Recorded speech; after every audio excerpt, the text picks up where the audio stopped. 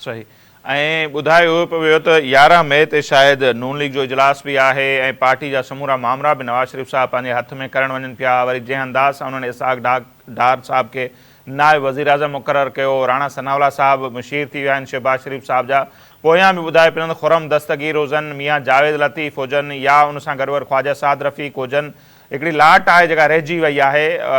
उन्हनि जे लाइ बि ॿुधाए पियो त मे बि शायदि उहे कैबिनेट में अचनि जेके नवाज़ शरीफ़ जे वेझो सम्झा था वञनि। इहे वाक़ई इहे मामला पोइ जेकॾहिं ईअं आहे त पोइ केॾांहुं वेंदा जेकॾहिं नून लीग बि मौजूदा सेटअप मां ख़ुशि न आहे। राणा सनावला विच में बयानु ॾिनो हो त आहे इस्टेब्लिशमेंट जी हुकूमत बदनामी संदन थी रही आहे, पोइ वरी ॾिठोसीं त हू हाणे कैबिनेट में अची विया आहिनि। राणा सनावला जो जेको इहो बयानु आहे या राणा सनावला जेके पंहिंजी रिजर्वेशन ज़ाहिर करे थो, इहो राणा सनावला जो सिर्फ़ु बयानु आहे। मुस्लिम लीग नून जी रैंक में इहा ॻाल्हि माना पहिरीं ॾींहं खां वठी आहे।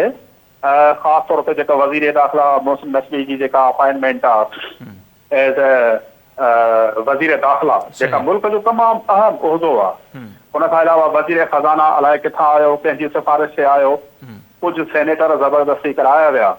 इन सॼी सूरत हाल में मुस्लिम लीग जा जेके हल्का आहिनि उहे बिल्कुलु नाख़ुशि आहिनि ऐं उनजी रिजर्वेशन सां उहे इहो सम्झनि था त हिन गवर्नमेंट जो जेको फेल्यूअर थींदो या हिन गवर्नमेंट में जेके अचीवमेंट्स या जेके फेल्यूअर थींदो उहो सभु हिननि जे खाते में थो वञे ऐं बहसियत सियासी पार्टी उन्हनि खे PDM जे करे ऐं मौजूदा हुकूमत जे करे तमामु घणो नुक़सानु पहुची रहियो आहे। सो उनजे करे हीउ जेको मौजूदा सेटअप आहे उनजो वजूद ई असांखे ख़तरे में नज़र अची रहियो आहे।